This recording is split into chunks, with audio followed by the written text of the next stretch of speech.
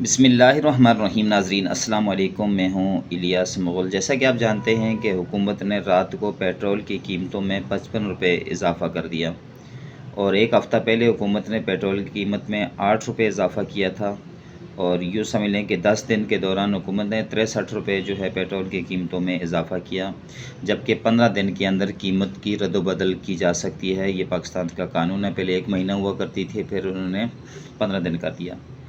اور سوچنے کی بات یہ ہے کہ ریاست کے اندر ابھی 2 مہینے کے ذخائر باقی ہیں۔ پیٹرول کی منڈی کے اندر جو عالمی قیمتیں ابھی ان میں اضافہ ہوا، تو پاکستان کے جو ذخائر ہیں 2 مہینے کے، وہ ہم نے پہلے سستے میں خریدے ہوئے ہیں، جس کی پیٹرول کی قیمت جو تھی وہ پرانی تھی۔ حکومت نے کس قانون کے تحت جو ہے وہ 55 روپے اضافہ کیا؟ ابھی وہ پیٹرول مہنگا والا پاکستان میں نہیں آیا، وہ 2 مہینے کے بعد آنے والا ہے۔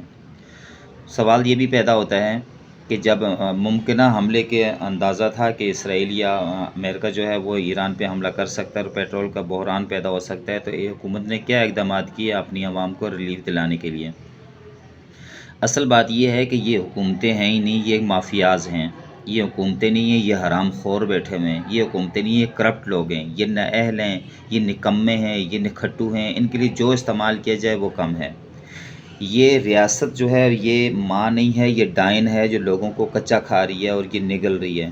خود اپنے لیے انہوں نے 11 ارب ڈالر کا بھی جہاز خریدا ہے، اور اس کے 2 پائلٹ ہیں۔ ایک پائلٹ کی تنخواہ 32,000 ڈالر ہے پر منتھ، اور ایک کی جو تنخواہ ہے وہ 37,000 ڈالر ہے، اور ان کے لیے 5 اسٹار ہوٹل کے اندر انہوں نے رہنا ہے، اور اس کے تمام اخراجات کی ذمہ داری ریاست کے پاس ہے۔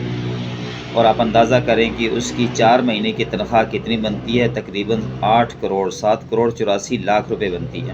یہ ابھی ایک سینئر صحافی محمد مالک اس نے یہ پورا تجزیہ کر کے بتایا۔ تو بتائیے یہ ریاست کوئی انسان کی بچی ہے؟ خود جب یہ اپوزیشن میں تھے تو بولتے تھے کہ جب پیٹرول مہنگا ہو جائے، بجلی مہنگی ہو جائے تو سمجھ لو وزیر اعظم چور ہے۔ تو اس کا مطلب یہ ہے کہ ابھی کا وزیر اعظم چور ہے، یہ خود بھی چور ہیں۔ اور دوسری بات یہ کہ پیٹرولیم مصنوعات کے جو ذخیرے ہونے کے باوجود انہوں نے 2 مہینے پہلے ہی پیٹرول کی قیمتوں میں اتنا بھاری اضافہ کر دیا، تو عوام ایسی حکومت کا کیا اچار ڈالے گی اس کے؟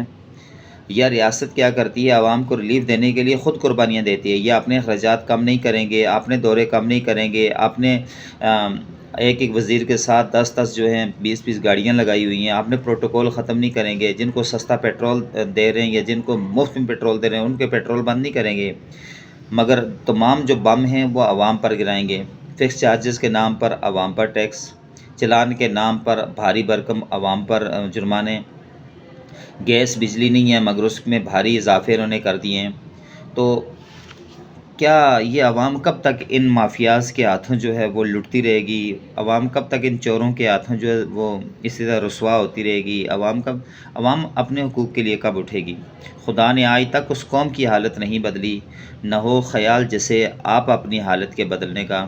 تو اپنا حقوق مانگنے سے جہاں نہ ملے اسے چھین لیا جاتا ہے۔ تو ایسے کرپٹ نااہل حکومت، ایسا مافیا جو صرف عوام کو لوٹ رہا ہے مگر اس کے لیے ریلیف دینے کے لیے کسی معاملے میں بھی تیار نہیں ہے، تو ایسے لوگوں کا اقتدار میں رہنے کا بھی کوئی حق بنتا نہیں ہے۔